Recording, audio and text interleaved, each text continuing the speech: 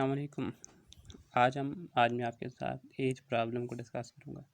ये प्रॉब्लम हमारे पास ख़ास तौर पर ये जो हमारे पास जनरल एबिलिटी का टेस्ट होता है या पेपर होता है उसमें आते हैं। उसमें इस तरह के एज प्रॉब्लम के क्वेश्चन आते हैं, तो हमने देखना है कि हमारे पास एज प्रॉब्लम को हम किस तरह टैकल करेंगे। एज प्रॉब्लम को हम मेनली 2 कैटेगरी में डिवाइड करते हैं। पहली कैटेगरी हमारे पास आती है कि problem involving age of a single person, यानी हमारे पास ऐसी प्रॉब्लम होती है जिसमें हमारे पास एक बंदे की उम्र का या एज का जिक्र होता है और उसकी हमने एज फाइंड करनी होती है। और दूसरी प्रॉब्लम हमारे पास इस तरह की आती है जिनमें हमारे पास एक से ज़्यादा बंदों की एजेस दी होती है और हमने फाइंड करनी पड़ती है। तो ये तो हमारे पास एज प्रॉब्लम को डिस्कस करने की 2 मेन कैटेगरी हैं। अब हम देखते हैं कि हमारे पास कोई भी एज प्रॉब्लम आ जाए तो हमने उसको किस तरह सॉल्व करना है, टैकल करना है। तो हम पहले चेक करेंगे हमारे पास अगर एक सिंगल पर्सन की एज प्रॉब्लम है, ऐसी प्रॉब्लम जिसमें हमारे पास सिर्फ एक बंदे की एज इन्वॉल्व हो रही है, उसको हमने किस तरह हल करना है। अच्छा, इसमें हमारे पास कुछ थोड़े से पॉइंट है जो हमने देखने हैं। ये हमारे पास बिल्कुल सिंपल सी प्रॉब्लम होती है जिसमें हमारे पास इंटीग्रल नंबर की तरह, इंटीग्रल प्रॉब्लम की तरह होती है। जैसे हमारे पास सिंपल लीनियर इक्वेशन होती है, उसको हमने सॉल्व करना होता है। इन नंबर की एडिशन और सब्ट्रैक्शन की तरह होती है। अच्छा, मेन आपने काम क्या करना है, आपके पास जितनी भी जो आपके पास प्रॉब्लम हो, जो भी आपके पास स्टेटमेंट होगी, उनको आपने मैथमेटिकल फॉर्म में ट्रांसलेट करना है।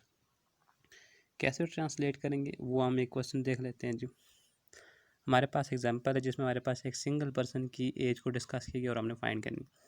क्वेश्चन हमारे पास है जी, 5 years ago John's age was half of the age he will be in 8 years.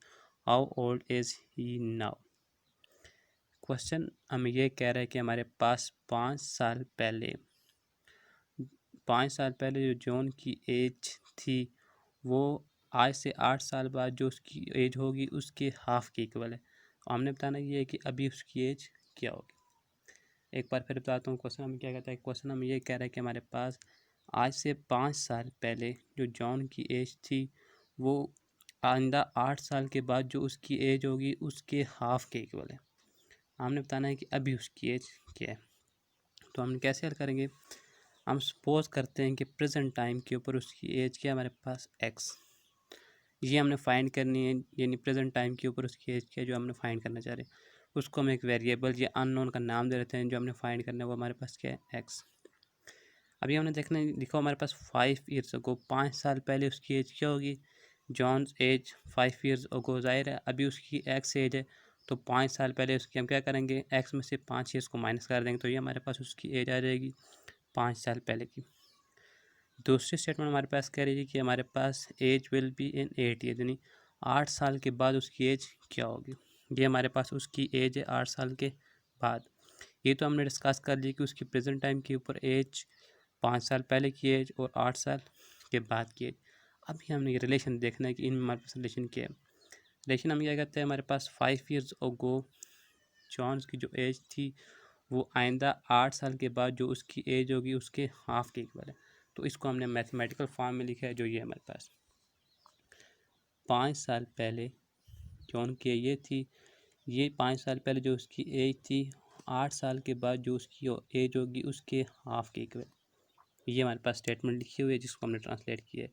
हमारे पास 5 साल पहले 5 years ago जो हमारे पास जॉन की एज थी वो ये थी, वो एज कितनी है हमारे पास, वो 8 साल बाद जो उसकी एज होगी उसके हाफ की इक्वल। तो ये हमारे पास एक प्रॉब्लम आ गई जिसको हमने अभी ये बहुत सिंपल क्वेश्चन बन गया है। यहाँ से हम क्रॉस मल्टीप्लाई कर सकते हैं, 2 को इस तरफ मल्टीप्लाई करेंगे तो ये हमारे पास बन जाएगा 2x माइनस 10, इस तरफ हमारे पास x प्लस 8, वेरिएबल को एक तरफ ले आते हैं और हमारे पास नंबर्स को एक तरफ ले जाते हैं।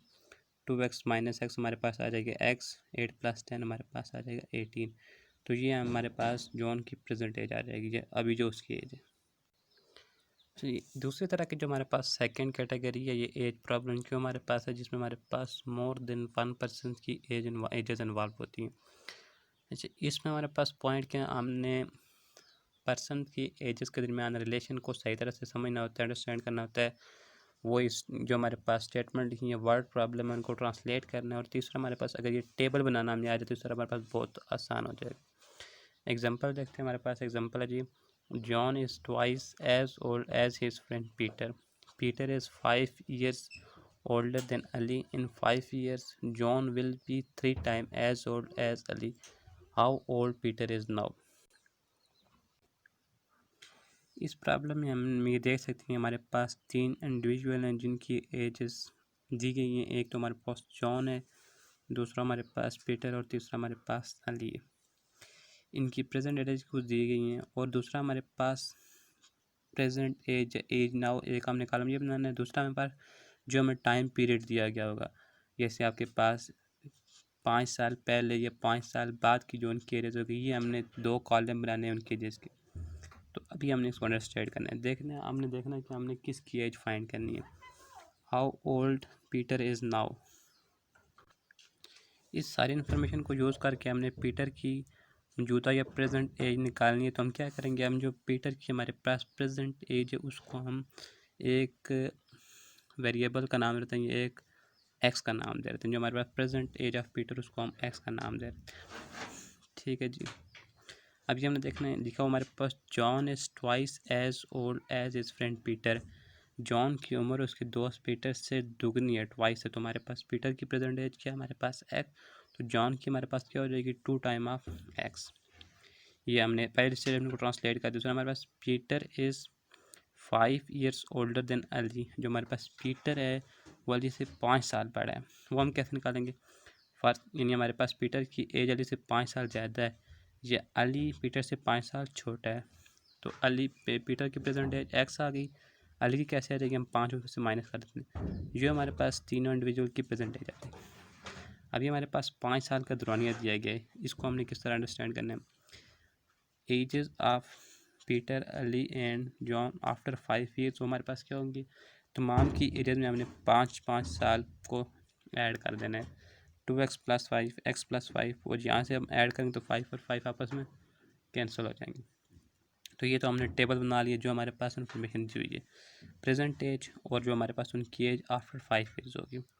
अभी हमारे पास एक क्या कहते हैं, एक स्टेटमेंट है जिसको हमने अंडरस्टैंड करना है। ये हमारे पास इन 5 ईयर्स यानी 5 साल के बाद John will be 3 times as old as Ali. ये 5 सालों के बाद हमारे पास जॉन की एज क्या हमारे पास 2x + 5, यानी हम कहना चाह रहे हैं कि हमारे पास 5 साल बाद जो जॉन की एज है वो अली की एज के 3 गुना होगी।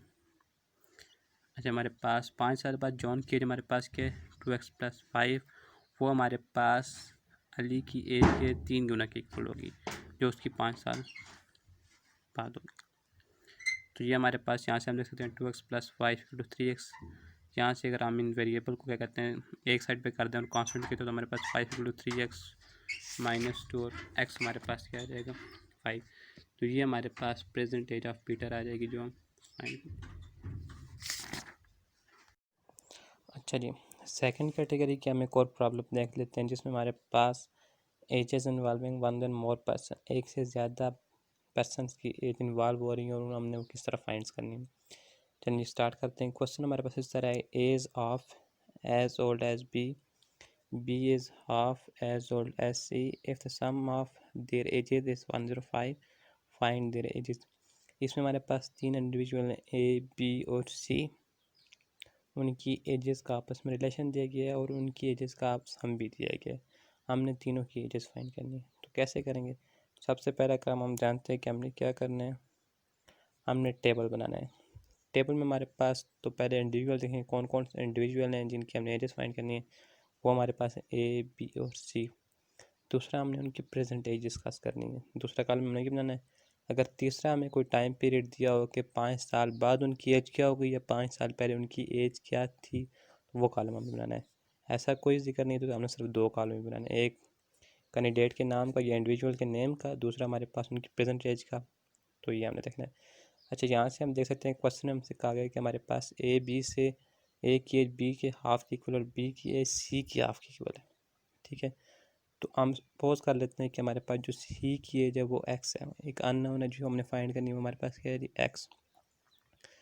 तो स्टेटमेंट के मुताबिक बी की एज हमारे पास सी से हाफ है, तो बी की एज हमारे पास क्या हो जाएगी, सी की एज एक्स है तो बी की सी की हाफ है, तो एक्स/2 यानी उसकी हाफ की इक्वल हो जाएगी। सेमिलरली ए की एज हमारे पास कैसे आ जाएगी, ए की एज हमारे पास बी की हाफ के इक्वल है। जो एज हमारे पास बी की है वो हमारे पास x+2 x/2 और उसके हाफ के इक्वल, यानी हमारे पास क्या आ जाएगी x/4। ये हमारे पास present ages of A B and C एक अननोन की फॉर्म में जो हमें दी गई है। अभी हमने रिलेशन देखना है इनकी एजेस की आपस में क्या है। कंडीशन हमें बता रही है if the sum of their ages is 105, उनकी एजेस का सम हमारे पास 105 ईयर्स है। हमने तीनों की एज फाइंड करनी है। तो जी condition sum of ages of A B and C equal to 105, A की एज x+4, बी की x/2 और सी की x 105 की इक्वल। यहाँ से हम एलसीएम ले लेते हैं, 4 हमारे पास एलसीएम आ जाएगा।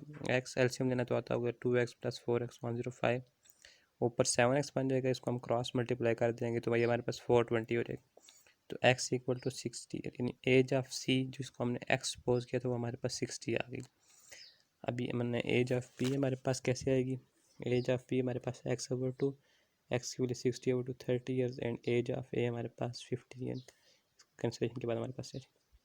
तो ये हमारे पास है एज से प्रॉब्लम जिनमें हमारे पास एज एक बंदे की भी दी हो सकती है और एक से ज़्यादा की। उनको हमने कैसे डिस्कस करना है हमने डिटेल से देख लिया है। अगर किसी का कोई भी मसला हो तो वो कमेंट में बता सकते हैं।